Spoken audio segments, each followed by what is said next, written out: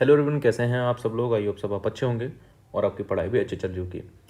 तो मैं स्टार्ट करने वाले हैं चैप्टर नंबर 5, मात्रा तृतीय अध्याय, जो आपका चरक फर्स्ट ईयर का चैप्टर है। ठीक है, स्टार्ट करने से पहले आपके साथ एक इन्फॉर्मेशन शेयर करना चाहूँगा। अगर आप हमारा ये वीडियो देख रहे हैं यूट्यूब पे, तो हमारे ऐप को डाउनलोड कर लीजिए, BMS Meet को। लिंक आपको नीचे डिस्क्रिप्शन में मिल जाएगा। और जो भी हमारे iOS यूज़र हैं वो आप क्लास प्लस को डाउनलोड कर लीजिए ऐप को, या फिर आप क्लास प्लस स्टूडेंट लॉगिन पे जाकर गूगल पे सर्च कर सकते हैं। ORG कोड डाल देना आप KPCRZB, तो आपको ऐप का एक्सेस वहाँ पे मिल जाएगा। ठीक है, तो चलिए स्टार्ट करते हैं। तो देखो, हमारा जो ये चैप्टर है मात्रा तृतीय अध्याय, इसमें मेनली क्या हमारा मात्रा, यानी कि मैं यहाँ पर आहार की मात्रा का जो वर्णन किया हुआ है। ठीक है, और हमारा क्या ध्यान रखना है आपको कि स्वस्थ व्रत का वर्णन इस चैप्टर के अंदर किया हुआ है। ठीक है, मान लीजिए कभी अगर क्वेश्चन आ जाता है तो आपको याद रखना है कि स्वस्थ व्रत का हमारा वर्णन मात्र तृतीय अध्याय में किया हुआ है। और जो हमारा सदव्रत है, ठीक है, उसका वर्णन कहाँ किया गया है? इंद्रोपकरणीय चैप्टर में। ठीक है, 2 पॉइंट आपको याद रखने हैं कि सदव्रत का वर्णन कहाँ किया गया है? इंद्रिय उपकरणीय चैप्टर में। और स्वस्थ व्रत का वर्णन कहाँ किया हुआ है? मात्रा तृतीय अध्याय में। ठीक है, तो सबसे पहले हमारा आता है आहार विषयक विचार, यानी कि यहाँ पर डाइट के बारे में बात की जा रही है। तो पहला श्लोक आपका, श्लोक नंबर 3 इज इम्पोर्टेंट, याद करना है आपको। ठीक है, कि आहार की मात्रा और अग्निबल का क्या संबंध है। श्लोक याद करेंगे आप, मात्राशी स्यात् आहार मात्रा पुनः अग्नि बल अपेक्षणीय, यानी कि हमारा जो आहार की मात्रा है वो किसके ऊपर डिपेंड करती है? अग्नि और बल की अपेक्षा करती है। ये बात आपको याद रखनी है कि एक तो मनुष्य को हमारा कितना मात्रापूर्वक भोजन करना चाहिए जितना उसके लिए ज़रूरी है, और जो आहार की मात्रा है वो अग्नि और बल की उपेक्षा करने वाली होती है। ये आपको याद रखना है। तो अब देखो, यहाँ पर जो आहार के बारे में बात की जा रही है, अगर बोला जाता है कि आहार मात्रा पुनर्अग्नि मतलब परीक्षणी, तो आप देखो अगर लॉन्ग क्वेश्चन आ जाता है तो जितना भी आप आहार के बारे में जानते हो, ठीक है, आहार निद्रा ब्रह्मचर्य, इसमें भी आहार आता है। और इसके अलावा आपका क्रियाशील में पढ़ा है आपने आहार के बारे में कि जो आहार है आप उसका टाइप लिख सकते हो, आहार के बारे में कब कब आपको आहार लेना चाहिए आप वो लिख सकते हो, कैसा आहार आपको खाना चाहिए, और आहार के बारे में वर्णन कर सकते हो आप, जो 3 प्रकार के रस के अकॉर्डिंग बता सकते हो आहार। ठीक है, इसके अलावा आप आहार परिणाम भाव के बारे में लिख सकते हो। ठीक है, और आप जो है इसको मॉडर्न से कोरिलेट करके भी यहाँ पर थोड़ा बहुत लिख सकते हो। ठीक है, क्योंकि आचार चरक संहिता में थोड़ा बहुत मॉडर्न का पार्ट भी दिया हुआ है। ठीक है, तो यहाँ पर अश्रित, पीत, लीड और खाद्य हमारे 4 टाइप के अन्न होते हैं। ठीक है,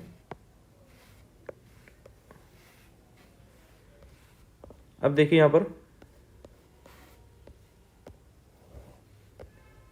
आता है हमारा सेकंड हेडिंग, जो कि हमारा आहार की निश्चयात्मक विधि।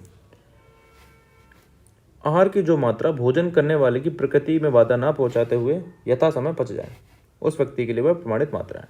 तो आहार की मात्रा कितनी होती है? जितना व्यक्ति उसको पचा सके, आराम से खा सके, और जो उसकी प्रकृति में बाधा ना पहुंचाए, वो हमारी आहार की मात्रा होती है। ठीक है, बाकी आप इसको रीड कर लेना जस्ट। ठीक है, क्वेश्चन आता नहीं है वैसे, अगर आएगा तो आप जितना भी आपको आहार के बारे में आता है 3 4 5 चीज़ें वो लिख देना है। ठीक है, और थोड़ा बहुत उसमें मॉडर्न कंसेप्ट भी लगा देना है। अब देखो, आप नेक्स्ट पेज पे आएंगे तो लघु तथा गुरु आहार द्रव्यों का वैज्ञानिक आधार, तो आप ये भी ऐड कर सकते हैं। तो इसमें क्या बोल रहा है, देखो जस्ट रीड करना है आपको कि लघु और गुरु दोनों ही मात्रा की अपेक्षा करते हैं। मतलब कि आप चाहे हल्का खाना खाओ, चाहे आप हैवी खाना खाओ, वो दोनों ही मात्रा के अनुसार आपको खाने चाहिए।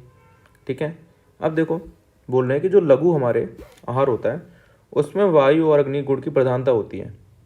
याद रखना है कि आपके लघु गुण भोजन में क्या पाया जाएगा? वायु और अग्नि। ठीक है, और जो आपका गुरु द्रव्य है उसमें क्या पाया जाएगा? आपका पृथ्वी और जल। ये आपका MCQ भी आ सकता है कि लघु और गुरु गुण में हमारे कौन कौन से महाभूत पाए जाते हैं। अब बोल रहे हैं कि जो लघु द्रव्य हैं वो अग्नि को संदूषण यानी कि स्टिमुलेट करने वाले होते हैं। ठीक है, जो भी आप हल्का खाना खाओगे, अतः भोजन करने पर मतलब कि थोड़ा बहुत अगर आप ज़्यादा खा लेते हो तो भी क्या है ना कि वो कोई दिक्कत नहीं होती, उसकी प्रॉब्लम नहीं होती है। अल्प दोष करते हैं, बट आप अगर गुरु आहार ज़्यादा मात्रा में खाओगे, वो क्या करते हैं, अग्नि का संदूषण करने वाले नहीं होते हैं, क्योंकि अग्नि गुणों से विपरीत गुण वाला होता है। इसलिए जो हम गुरु भोजन को अगर अधिक मात्रा में खाएंगे तो वो हमारा अधिक दोष को उत्पन्न करेगा।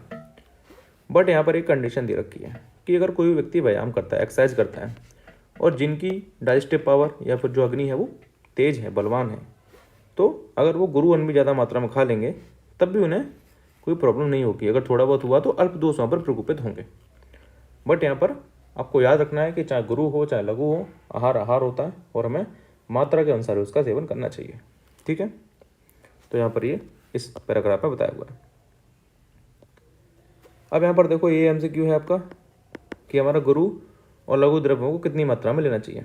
तो मैंने जो ऊपर लिख रखा था आप वहाँ से देख सकते हो कि हमारे जो गुरु द्रव्य हैं उनको 1/3 या 1/2 भाग जो कुक्षिका है उनके लिए होना चाहिए, और जो लघु द्रव्य हैं उनको कुक्षी में पूर्ण रूप से नहीं बनना चाहिए। मतलब हल्का खाना खा रहे हो तो इसका मतलब नहीं पूरा पेट भर के खा लो आप, थोड़ा बहुत आपको स्पेस बचाना रहेगा। ठीक है, कुक्षी के अंदर। और गुरु द्रव्य भी आप कितना खाओगे, कुक्षी से हाफ या फिर 1/3 पार्ट। ठीक है, वही यहाँ पर लिखा हुआ है। ठीक है, अब इसके बाद हम बात करते हैं,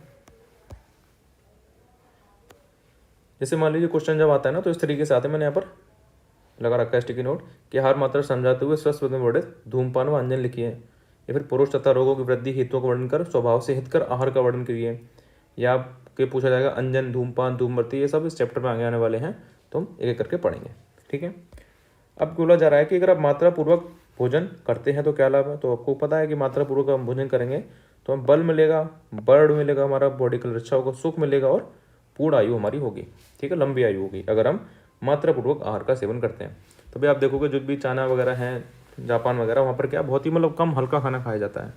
ठीक है, वो बहुत सालों तक जीते हैं। तो वहाँ पर सबसे मेन जो राज है वो हमारा क्या है, डाइट है। अब यहाँ पर बोला गया है गुरु आहार द्रव्यों के प्रयोग का विधान। अब देखो गुरु आहार द्रव्यों की यहाँ पर बात आ गई कि हमारे गुरु आहार द्रव्य कौन कौन से होते हैं। तो सबसे फर्स्ट हमारा आता है पिष्टमय या पिट्ठी निर्मित गुरु आहार। ठीक है, सेकंड हमारा क्या है, चावल। नंबर 3 हमारा क्या है, पृथुक, जिसको हम पोहा भी बोलते हैं। ठीक है, ये हमारा किस में आता है, गुरु आहार में आता है। तो बहुत से लोग सोचते हैं कि मतलब ये लघु आहार है, तो ऐसा नहीं है। ठीक है, इसको पृथुक या चिवरा भी बोलते हैं। इनको भी कभी भी भोजन के बाद आपको नहीं खाना चाहिए, ये आपको याद रखना है कि भोजन आपने कर लिया तो आपको उसके बाद ये चीज़ें नहीं खानी है।